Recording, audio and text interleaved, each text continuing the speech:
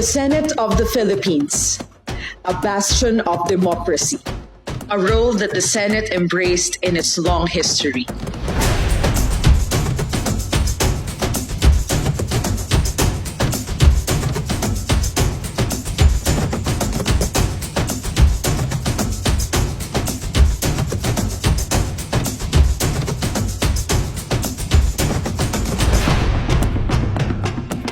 Democracy is about the power of the people, giving dignity to every human being.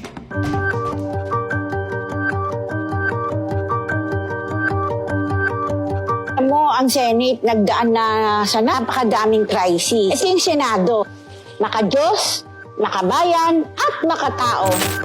The Senate has always been independent and responsive to the call of times.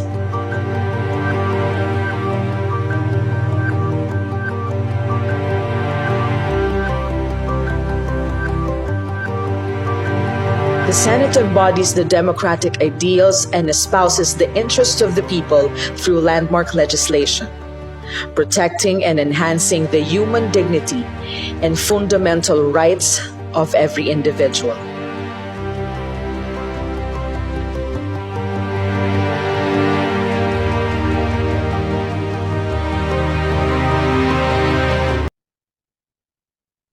Good morning, everyone, and welcome to our seminar. My name is Azkia Chehena Diva. Before we begin, let me first introduce the members of our team who will play important roles in the seminar. Our presenter for today is Ajeng Pramudita and Siva Salsabila, who will deliver the main presentation on our selection topic. And accompanying them is our questioner, Ayudel Lestari and Raifa Justicia Arfi, who will help with the discussion during the Q&A session by raising key questions and highlighting important points from the presentation. Now, let me introduce the topic that we will be discussing today. Our seminar focus on democracy as definition, current condition, theoretical foundation, challenge, and real-world case studies. This topic extremely important because democracy affect how societies function, how rights are protect, and how citizens participate in shaping public policy. Understanding the strength and weakness of democratic system help us evaluate the political environment around us and think critically about how governance can be improved. To help the session run smoothly, let me explain the structure of our seminar. First, we will begin with the main presentation delivered by our presenter. After the presentation, we will open the floor for a Q&A session where the audience might ask questions and our questioner will also contribute questions to deepen the discussion. Next, we will move to a brief summary session where we highlight the key takeaway from the presentation and discussion. And finally, we will end with a closing statement to wrap up the seminar. We hope that today's session will be insightful and engaging for all participation. Without further delay, let us begin the seminar.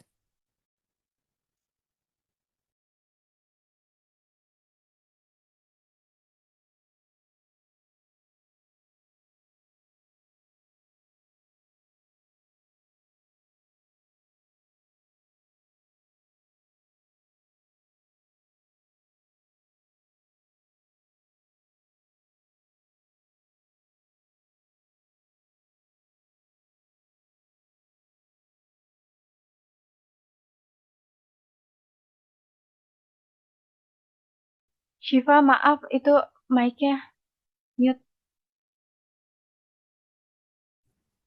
Sorry. Okay. Good morning, ladies and gentlemen. Thank you for being here today. We live in a time when the idea of democracy, heralded as the gold standard of governance, is being tested in many societies around the world. On one hand, democracy remains deeply attractive. It promises a government of the people, by the people, for the people. On the other hand, many democratic countries, including long established ones, are showing troubling signs: weakening institutions, declining public trust, rising inequality, and growing disinformations. In it, recent studies have pointed to what many call a global democratic recessions. At the same time, countries like ours, with a unique history, diverse populations, and still evolving institutions, face their own set of challenges when building and sustaining democracy. In Indonesia, while democratic structure formally exists, the quality of democracy remains contested. Political corruption, oligarchy influence, weak rule of law, identify politics, and uneven participations complicate the picture. Given these realities, it is crucial, no more than ever, to deepen our understanding of what democracy truly means, what makes it strong or fragile, what theories help us analyze it, and how we may navigate its challenges. In these presentations, I will guide you through: first, the core concept and definitions of democracy; second, the current global and Indonesian's conditions of democracy; third, the theoretical frameworks relevant for understanding democratic dynamics; fourth, the major challenges and opportunities facing democracy; and five, several case studies that illustrate how democracy plays out in real world context. And finally, my conclusions and reflections on what means for the future, and we go into the background. Okay, democracy remains one of the most widely adopted system of governance in the modern world, yet its practice continues to face significant challenges. While democratic ideals emphasize representations, accountability, and public participations, in many countries, these principles are not fully realized. Issues such as declining trust in political institutions, low voter engagement, and rising polarizations show that democracy is not only a system but an ongoing process that requires continuous strengthening. In recent years, democratic backsliding has become a global concern, marked by reduced freedoms, weakened checks and balance, and the emergency of leaders who undermine democratic norms. These developments highlight the need to re-examine how democracy functions today and what reforms are necessary to ensure it remains resilient and inclusive. Okay, next.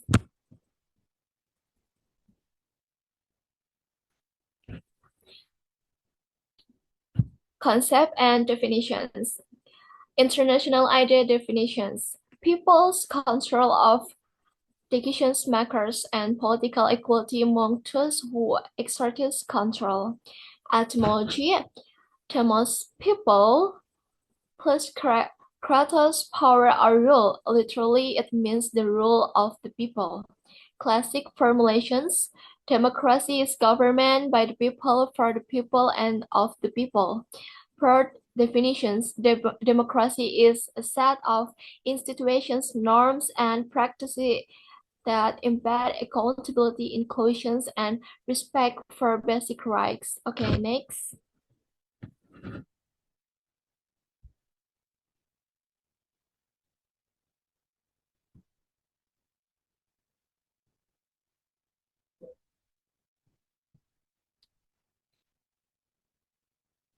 pillars of democracy.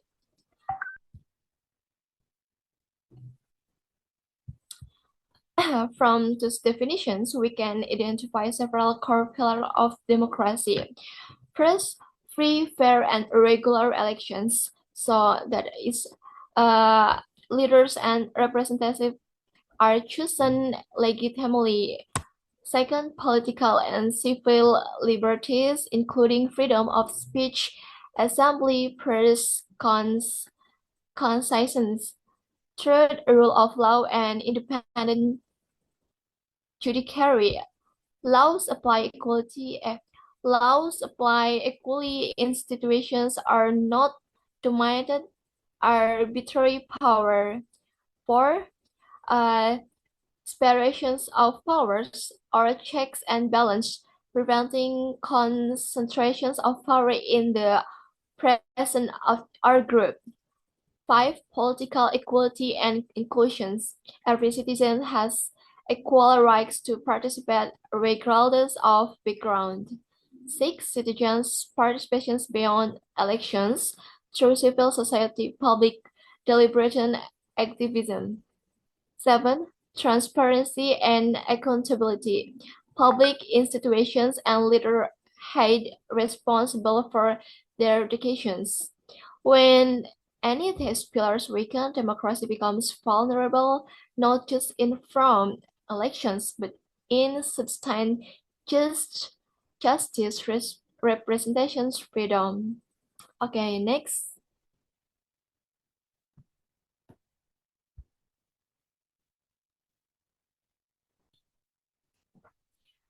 Current conditions, global and Indonesia. Let's look at how democracy is doing today globally and in Indonesia.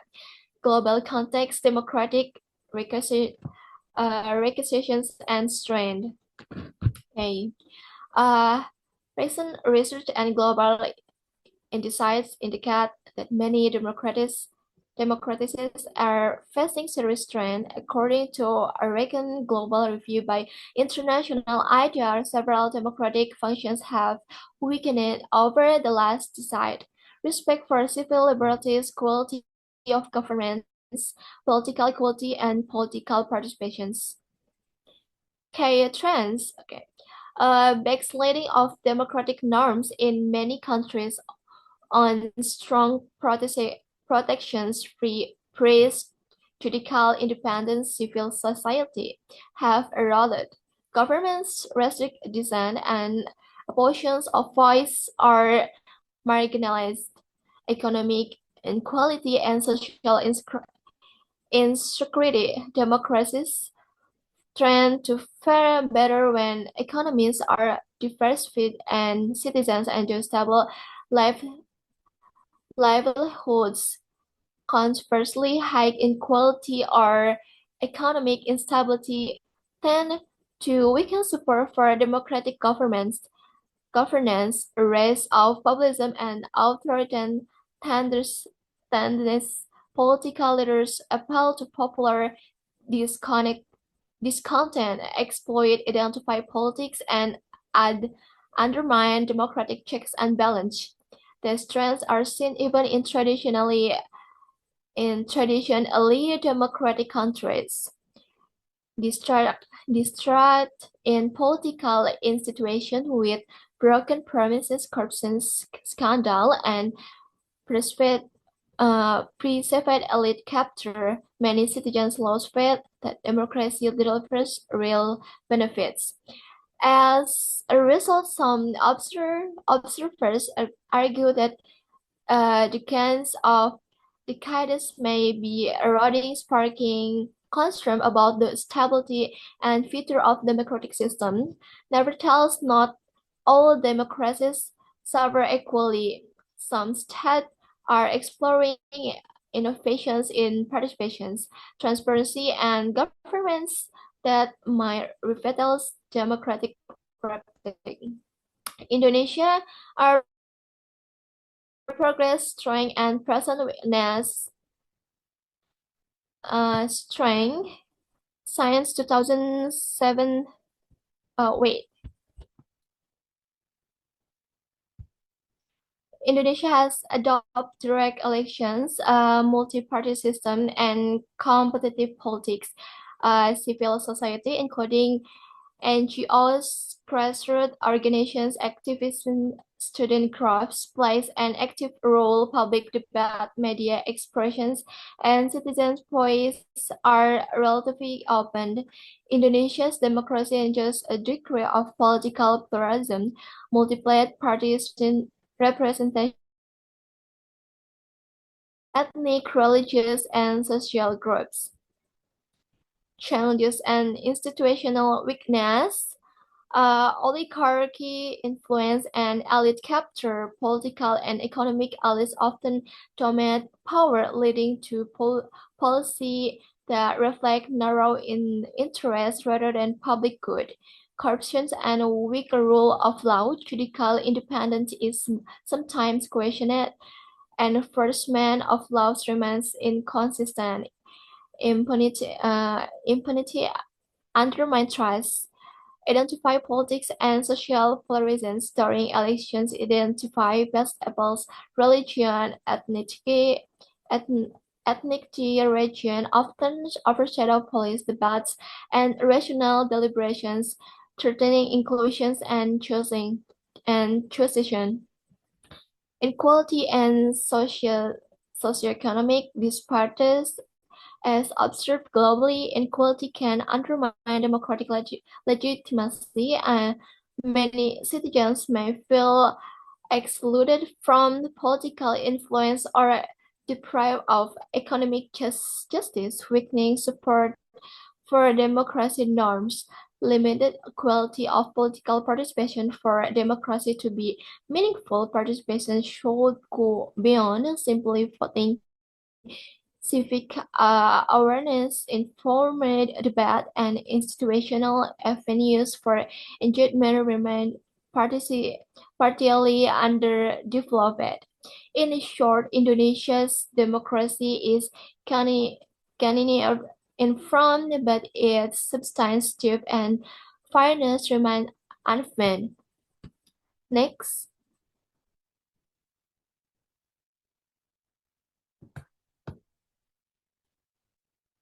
Relevant theories are frameworks to better understand why democracy succeeds or fails and how different societies serve their democratic practices. We can turn to political theories and conceptual frameworks. Here are several relevant ones.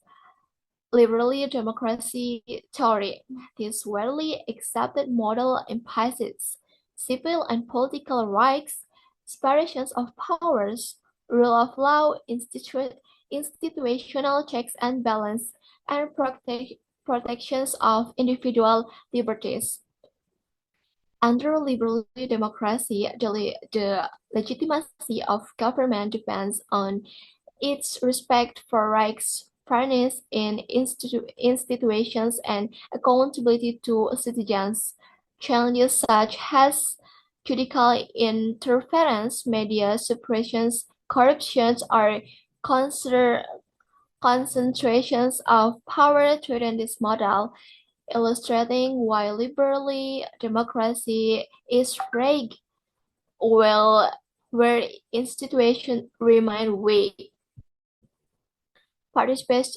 Participatory or deliberative democracy.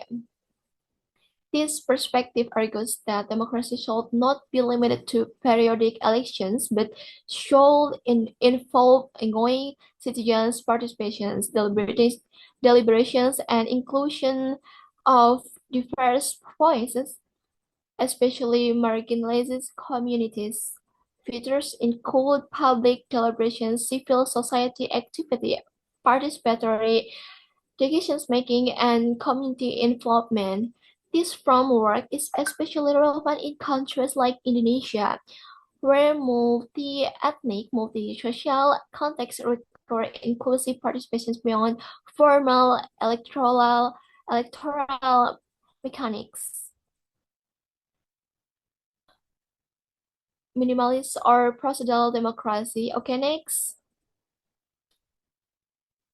advanced by theorists such as Adam Przorsky. This view suggests that democracy at its simplest consists of free and fair elections and peaceful competitions for power without necessarily promising equality, economic justice, or perfect representations. This theory offers a sobering recognitions. Democracy may not guarantee social equality or ideal governance, but might still provide a structured mechanism for choosing leaders and legitimizing power peacefully. It also cautions us to be realistic, expecting democracy to solve all social problems. Poverty, inequality, and injustice may set us up for disappointment. Hybrid, hybrid and contextual democracy in developing countries. In many developing countries, including Indonesia, democracy takes hybrid forms, combining modern democratic institutions with local traditions, social norms, and informal practices. This framework helps explain why democracy in different countries look different, influences by history, culture, economic structure, and institutional maturity. It also suggests that democracy must be adapted to local conditions, legal frameworks, social norms, and governance.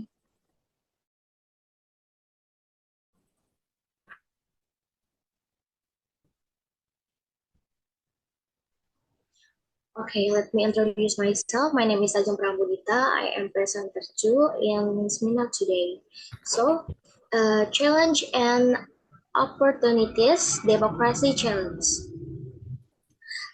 Given the context and theory, let's examine in more detail the main challenge democracy faces today, globally and in Indonesia, along with possible opportunities and path forward challenge.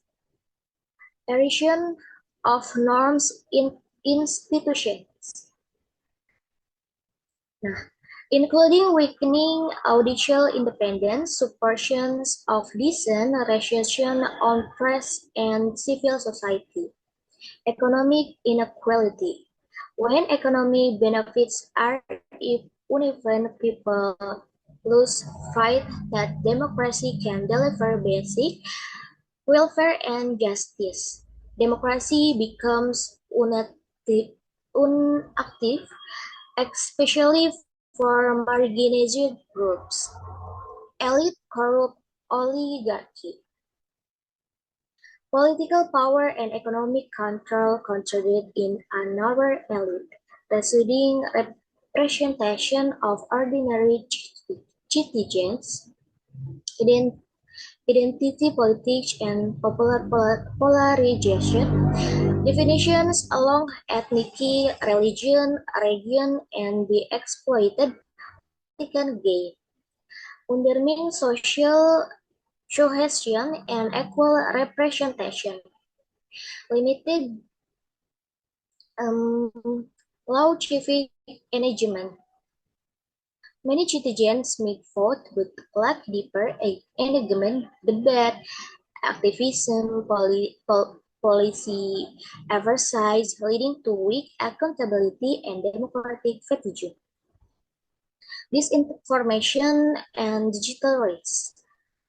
In the era of social media and digital politics, misinformation spreads quickly, undermining various analyses point to this global democratic rights. Mismatch between institution and socio-economic realities. In power or unique societies, democracy may struggle to drive material progress. This can lead to disillusionment or support for non-democratic alternatives. So, next opportunities.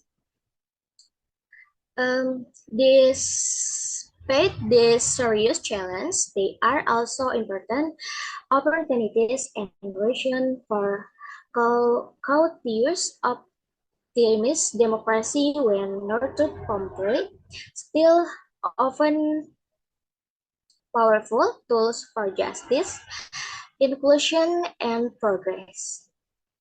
Strong rule of law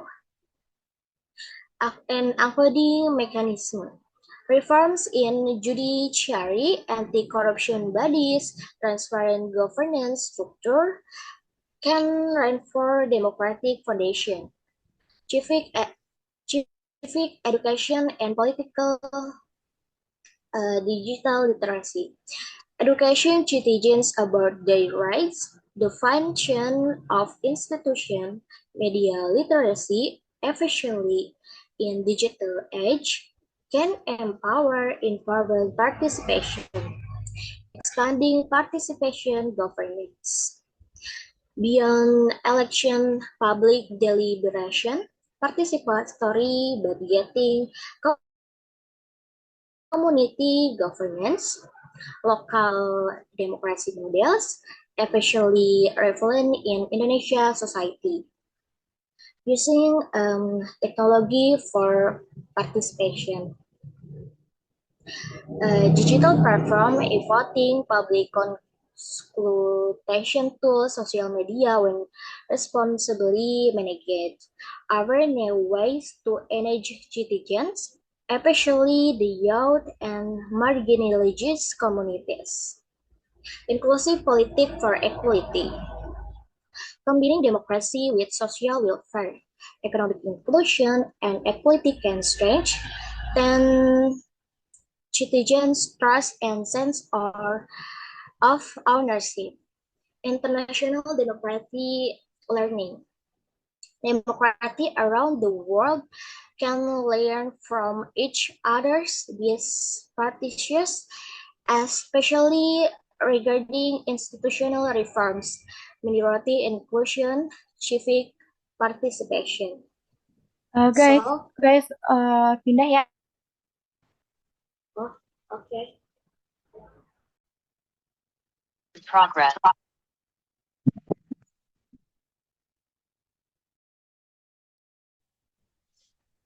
Okay, so next case study. To make the discussion more concrete, let's look at a few real-world examples. How democracy plays out in different contexts, what works and what fails. So, case study one: hybrid developing democracy Indonesia. In many developing countries, including Indonesia, democracy takes a hybrid from modern institutions, elections, legislature, courts, combined with local social and cultural practice. This hybrid model shows both promise and rights. One, on one side, democracy mechanisms allow representation, pluralism, and citizens' voice. On the other side, weak institution and socio-economic inequality make democracy fragile. Elites and powerful groups and dominate marginalized or co-opt the system to their benefit.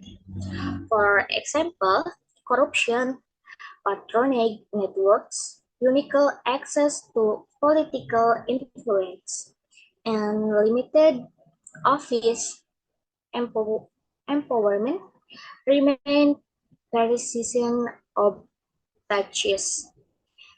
This issue often stem from structural inequalities, not just political actors.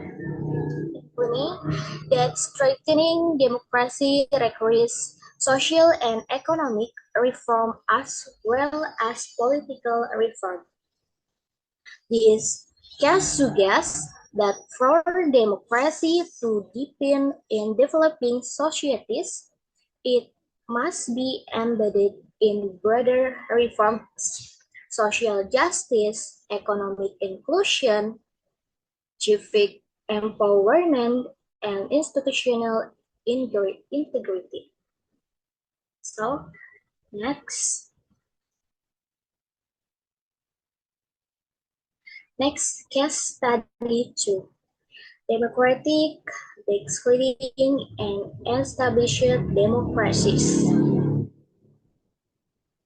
Even long-standing democratic nations are not immune to democratic erosions.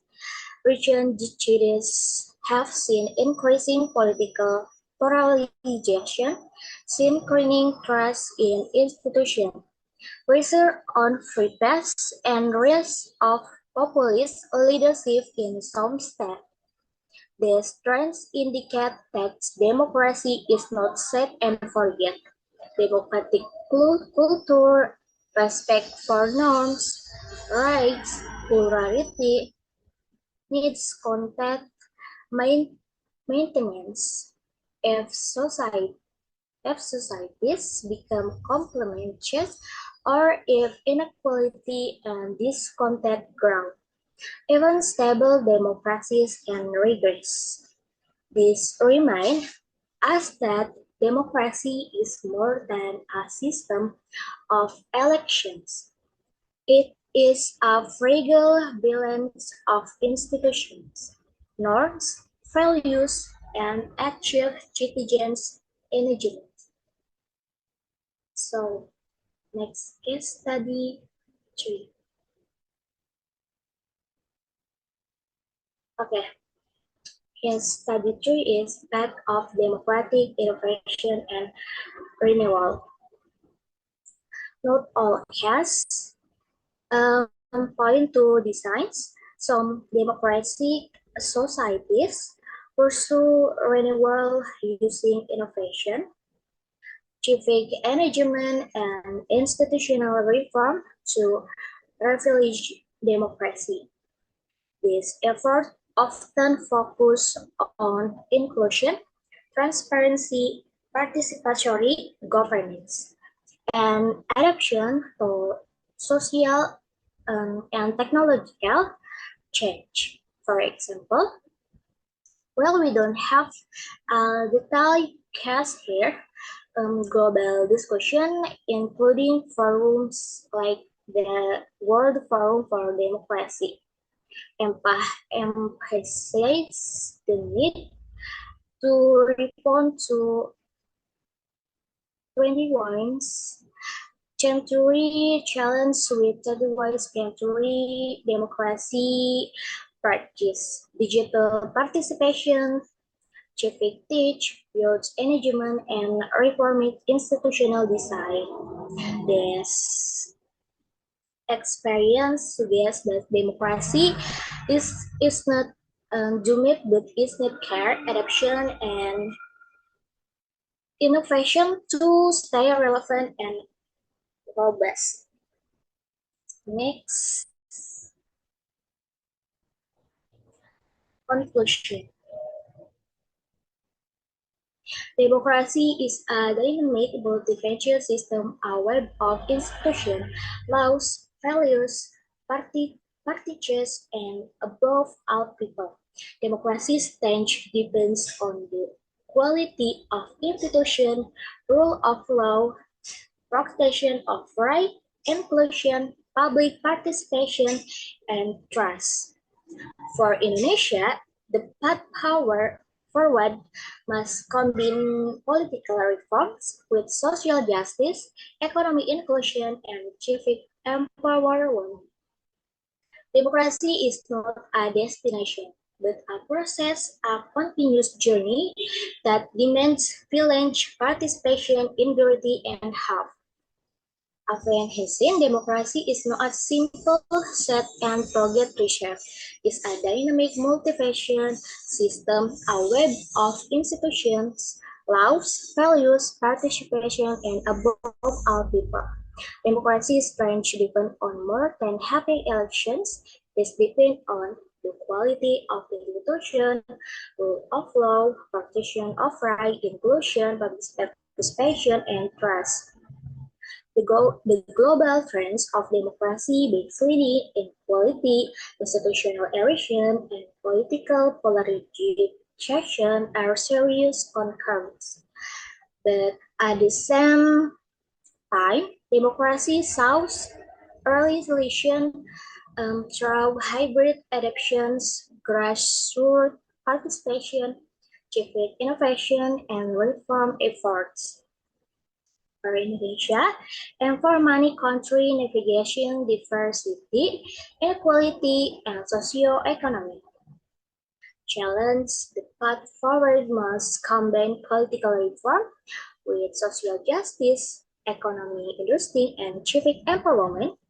Democracy remains our best hope to build a society that is fair, inclusive, and responsive, but only if we commit to strengthening it actively.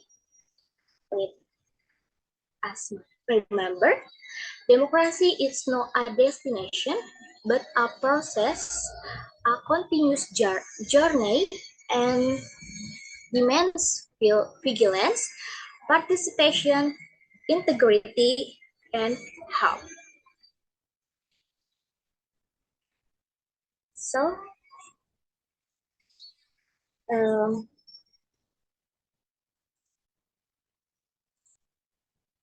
this was my partner presentation. Any question?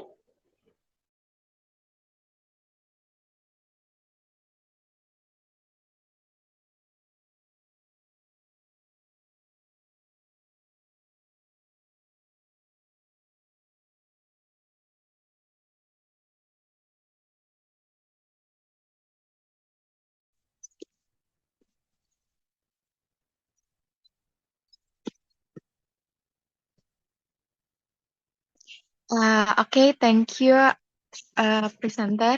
My first question is, to what extent can civil society organizations effectively check government power in political system where transparency is still limited?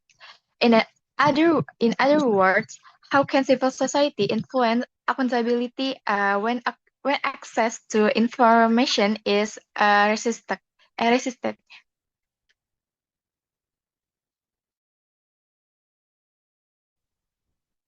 Okay, thank you for the questions, Ayu. I answered. Civil society organizations can still play a significant role even in law transparency system by acting as alternative watchdog. They use community-based data collections, advocacy networks, and social pressure to unveil issues that governments may not disclose. Empirical cases such as GCOS in Indonesia monitoring village fund used show that even minimal access can be amplified through citizens reporting and digital platforms. Thus, limited transparency does not eliminate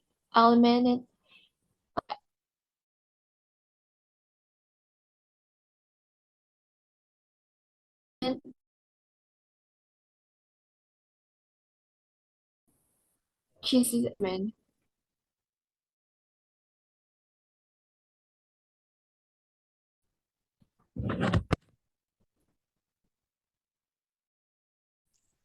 So I agree with the presenter's view, but I want to emphasize that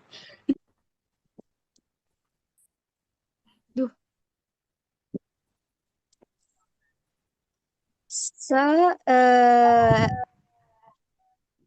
in many cases, GC or struggle not because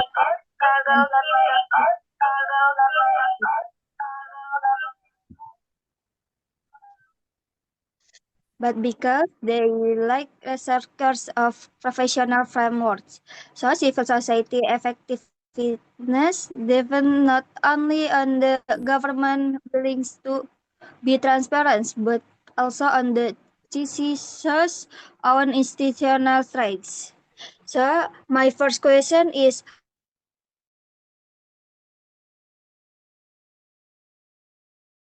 how can digital activism mission and poison often emergence all around?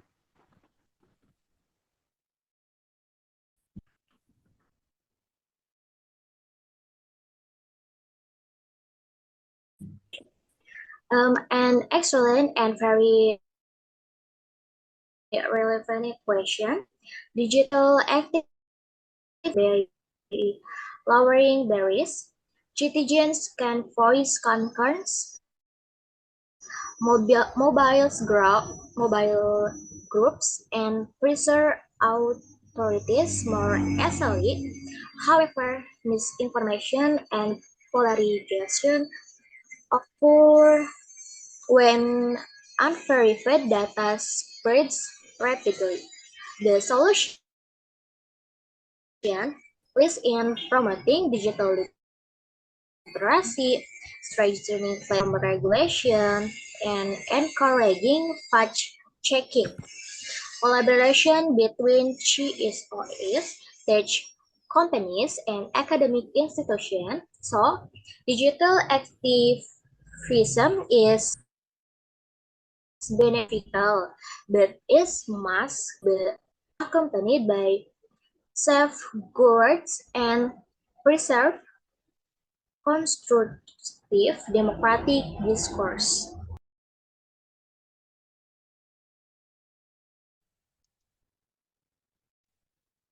Okay, I agree with Ajeng, but in my opinion, digital activism can be expanded access to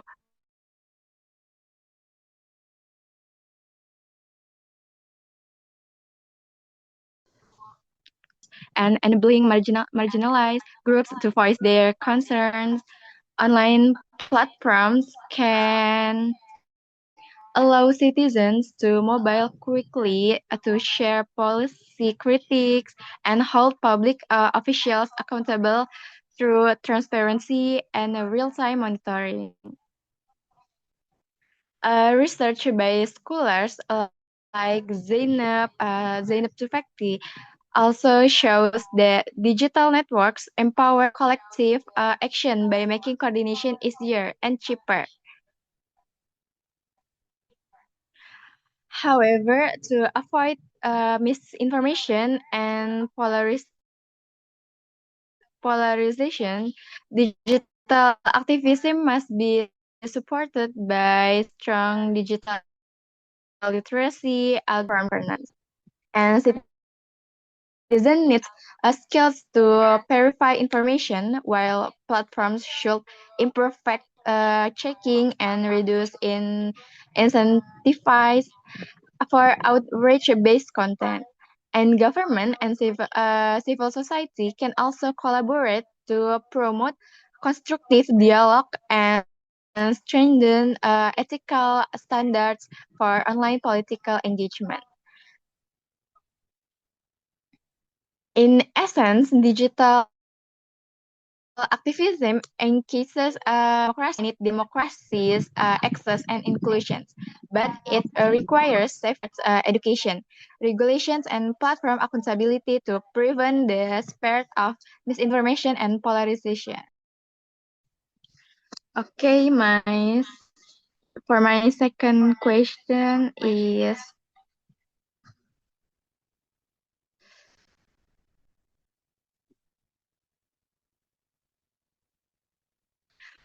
what are the major obstacles that prevent civil society from influencing public policy making, especially in developing democracies? Okay, Ayu, thank you for your questions. The primary obstacles include limited funding, weak organizational infrastructure, political co-optations, and lack of access to formal educations, making spaces in developing democracies. Political elites may still dominate policies influence. Additionally, public issues or low participations can weaken GZO legitimacy. Therefore, strengthening institutional channels such as participatory forums and consultations is essential for meaningful policy influence. How is it enough?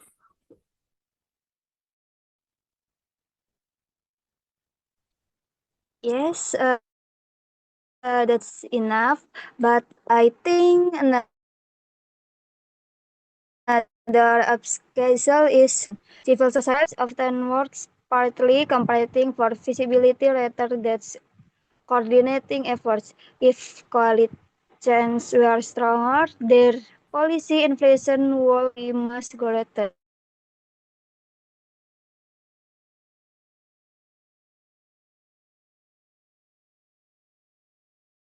Information of civil society such as reliance on donors and formal structures, strengths of weaken the democratic function of CCOs, thus becoming too formal, reduce their connection to grassroots communities. Okay, thank you for your question. This is a crucial structure debate within civil society studies. Professionalization can strengthen GSOs by improving accountability, financial management, and strategic planning. However, over-professionalization might create distance from grassroots needs and shift priorities toward donor agendas. The key is balance. GSOs must maintain professionalism while ensuring bottom-up participation remains the core of their legitimacy.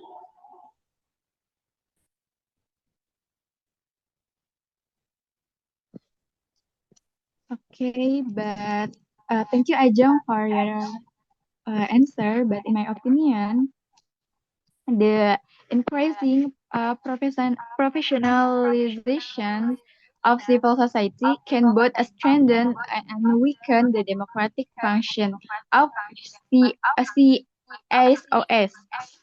depending on how it is managed. On one hand, professionalizations improve organizational capacity. It enhances accountability, ensure financial transparency, and increases the ability to advocate effectively in policy processes. Well-structured CSOS can conduct research, build coalitions, and influence public debate with more credibility.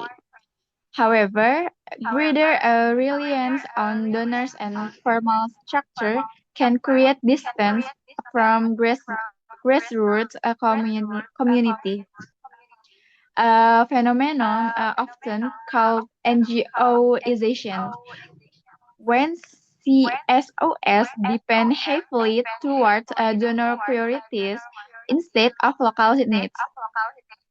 Formal bureaucratic procedures can also reduce flexibility and limit community participation, weakening and representative that makes civil society an essential democratic actor. In essence, professionalization strengthens CSOS policy influence, but it risks weakening their democratic connections if not balanced with strong grassroots engagement, participatory decision making, and accountability to their own communities.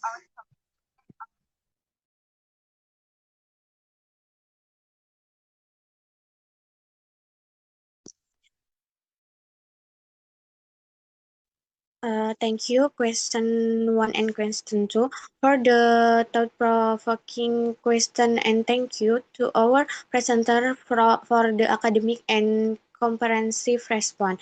The consolidates our Q&A session.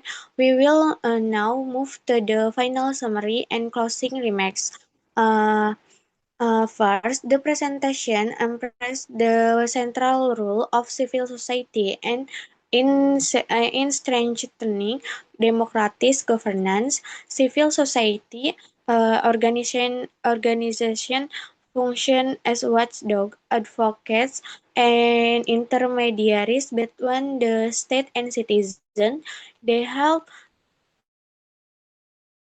ensure accountability, transparency, and participation, three essential pillars of democracy.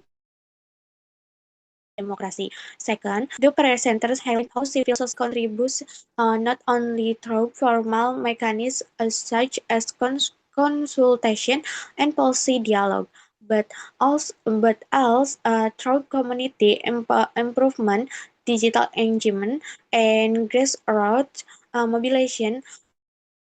In many contexts, civil society fills gaps left by the state, particularly where institutions remain weak or public trust is limited.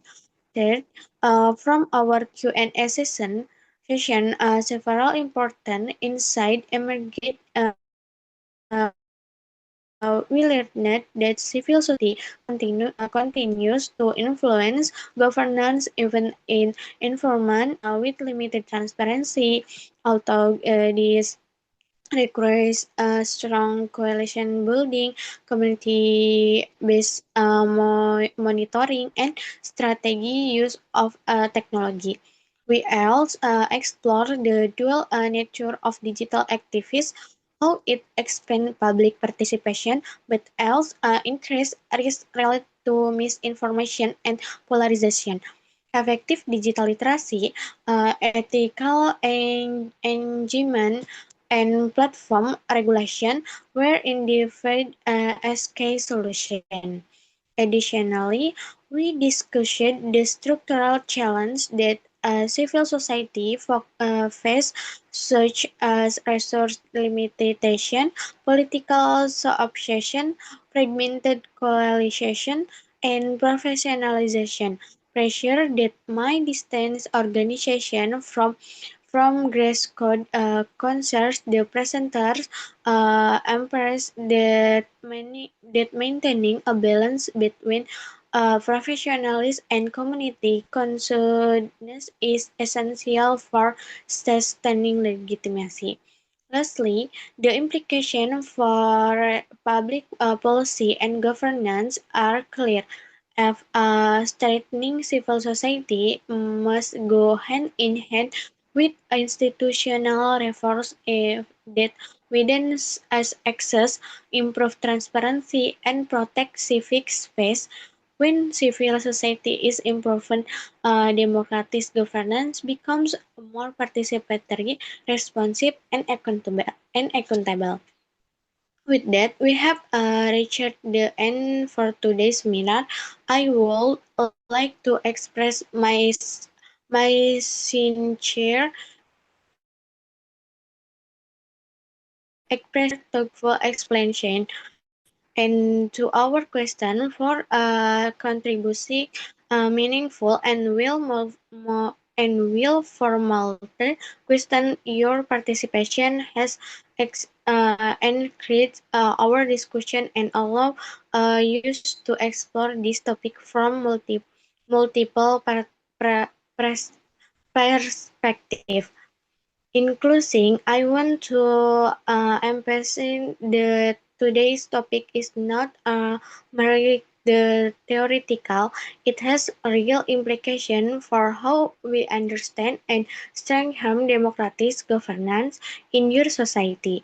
I hope the insight shared today will encourage all of you to be more engaged and critical in observing how civil society engages with the state.